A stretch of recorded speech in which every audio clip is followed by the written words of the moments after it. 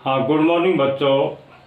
आज हम class 7th में लेसन 5 जल के बारे में हम बताएंगे।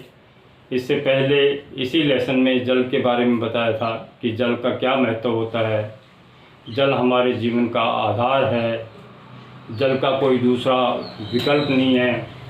जल हमारे लिए सिंचाई के काम आता है, पानी पीने के काम आता है, कपड़े धोने के काम आता है और औद्योगिक विकास के लिए कल कारखानों में भी जल का प्रयोग होता है। तो उसके बारे में आपको बताया। तो आगे बढ़ते बढ़ते बच्चों क्या है, महासागरीय परिसंचरण के बारे में बताएंगे। तो बच्चों आप ये जानते हो कि समुद्र के तट पर जब हम जाते हैं, कोई भी समुद्र का तट है, वहाँ पर जब हम जाते हैं तो क्या है कि जब हम नंगे पैर उस रेत पर, किनारे के ऊपर बहुत सी रेत होती है जिसको हम बालू रेत कहते हैं बच्चों, उसके ऊपर नंगे पैर चलेंगे तो हमें कुछ जादुई सी अनुभूति होती है। ऐसी अनुभूति होती है, तट पर नम बालू है और ठंडी पवनें चलती हैं या ठंडी हवा चलती है। वहाँ पर समुद्री पक्षी भी हैं बच्चों। बहुत से समुद्र में पक्षी जो होते हैं वो किनारे के ऊपर मिलते हैं, जिसको हम समुद्री पक्षी कहते हैं। वायु में लवणीय गंध होती है, क्योंकि समुद्र में बहुत कई प्रकार के लवण मिलते हैं। आप ये जानते हो, बाढ़ का पानी आता है, गंदे नाले आते हैं, पता नहीं क्या क्या नदियों में बहकर, और वो सारा पानी बच्चों कहाँ पर जाता है, समुद्र में। समुद्र अपने आप में समाहित कर लेता है।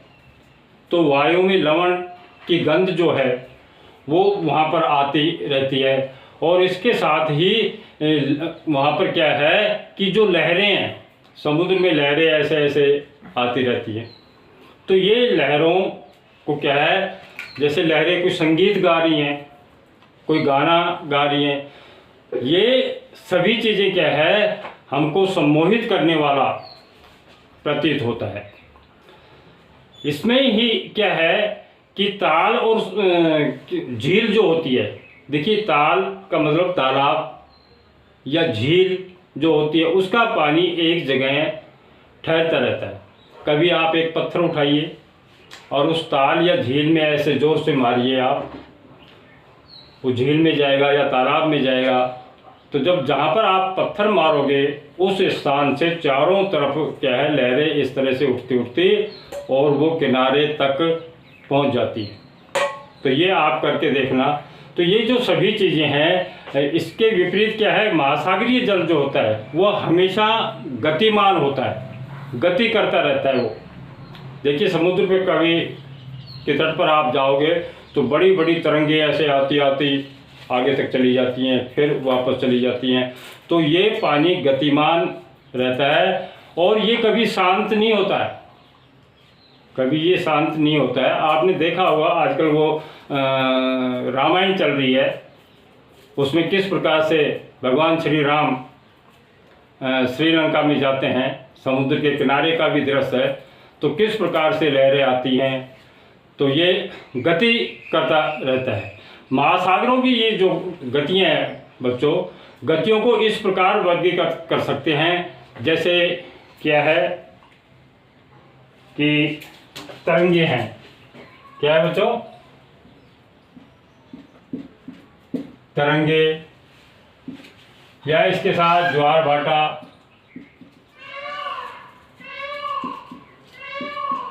या धाराएं।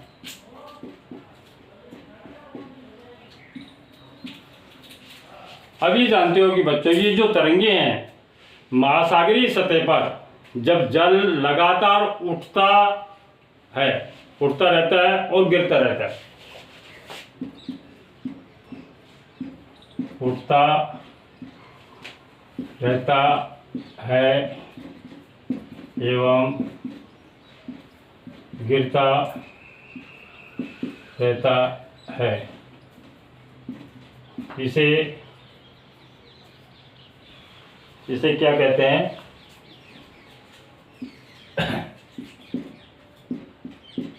तरंगे कहते हैं। तो बच्चों ये आप जानते हो कि तरंगे जो उठती हैं महासागर में उठती रहती है तरंगे, ये कभी पानी ऊपर उठता है कभी नीचे चला जाता है, उठता रहता है और गिरता रहता है। तो ये क्या है, इसे तरंगे कहते हैं।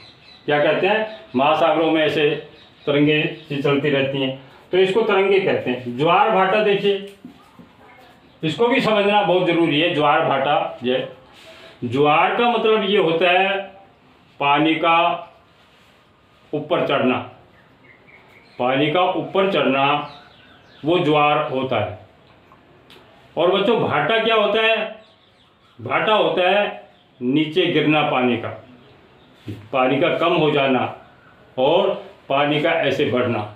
जैसे कई बार पानी किनारे पर ऐसे बढ़ जाता है और तरंगे आती हैं, तो ये जो होता है जो ऊपर चढ़ता है उसको ज्वार बोलते हैं, और जो नीचे आ जाता है पानी उसको हम क्या कहते हैं, उसको भाटा कहते हैं। इसी के साथ क्या है बच्चों, धाराएं हैं। आप ये जानते हो, देखा होगा नदियों में, देखा होगा या जहाँ पर बाढ़ आ रही है, आजकल आसाम में बाढ़ आ रही है, कई राज्यों में बाढ़ आ रही है, टीवी पे आप देखिए कि पानी की जो धाराएं हैं वो कितनी तेज आ रही हैं, आवाज़ भी करती हैं, आवाज़ भी करती हैं। तो देखिए, तो इसमें क्या है कि बच्चों ये धाराएं हैं, धाराएं आवाज़ करती हैं ज़ोर ज़ोर से। हमारा गांव साबी नदी के किनारे है बच्चों, पहले की बात है, आजकल तो साबी नदी आ नहीं रही। हो सकता है आपका भी गांव साबी नदी के किनारे हो, आपके पापा या आपके बाबा भी इस बात को बताएंगे कि साबी नदी के किनारे जब हम गांव में रात के समय हम सोते थे, तो उस समय बच्चों क्या होता था कि जब रात को पानी बढ़ जाता था, किसका पानी, नदी का पानी बढ़ जाता था, तो ज़ोर ज़ोर से आवाज़ आती थी। तो वो आवाज़ किसकी होती थी बच्चों, वो पानी की आवाज़ होती थी, इससे धारा की आवाज़ होती थी। तो इसी तरह ये पानी गिरता है और उसको तेज चलता है और वो धाराएं होती रहती। तो ये तो आपको तरंगे, ज्वार भाटा और धाराएं, ये तीनों ही क्या है, ये वर्गीकृत इसमें कर सकते हैं। अब आता है तरंगे, आपको बताया था, तो ये लगातार उठता गिरता है, ये आपको बता दिया था। अब क्या है कि जैसे भूकंप है बच्चों, या ज्वालामुखी है, या ज्वालामुखी उद्गार है, या और जल लगातार उठता और गिरता रहता है, ये जो है महासागरीय जल है, ये अत्यधिक विस्थापित होता है। महासागरीय जल एक जगह से दूसरे जगह पर जाता है। आप ये जानते हो, जब ऊंची ऊंची तरंगे आती हैं तो वो क्या है, एक स्थान से दूसरे स्थान पर चला जाता है, यहाँ तक किनारों के ऊपर भी तरंगे जाती हैं। तो आपने ये सीन भी देखा होगा, कई पिक्चरों में भी देखा होगा, वैसे समाचारों में भी आ जाता है बच्चों, ये सारा सीन आपने देखिए ये जो तरंगे होती है बच्चों,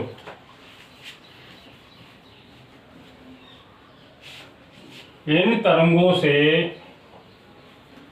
तटों के ऊपर रहने वाले जो लोग हैं उनको काफ़ी नुकसान होता है, क्योंकि ये तरंगे अब तक क्या है कि वैसे 15 मीटर तक होती हैं ये तरंगे, 15 मीटर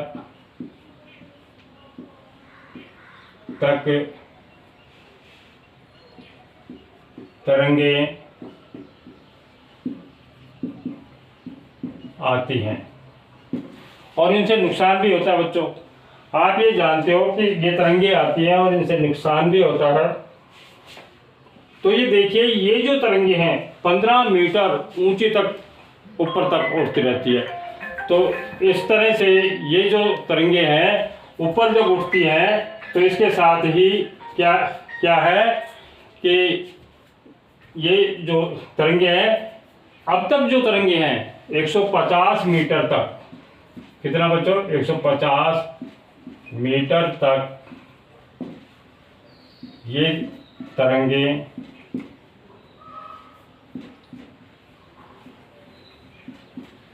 आई हैं और 150 मीटर तक आई है। और इनकी गति क्या है, हवा की जो गति है ये 700 किलोमीटर प्रति घंटा के हिसाब से हवा चलती है। तो बच्चों ये तरंगों में इतना है 700 किलोमीटर प्रति घंटा के हिसाब से ये हवा चलती है, इतनी तेज चलती है। इसके सामने, हवा के सामने जो भी कुछ आता है, जैसे समुद्र के किनारे के ऊपर आपने देखा होगा बहुत से पेड़ भी हैं, बहुत से पक्षी मारे जाते हैं, पेड़ टूट जाते हैं। तो ये चीज़ें थी। तो आज के इस अध्याय में महासागरीय परिसंचरण में आपको इतना ही। थैंक यू बच्चों। ओके बच्चों।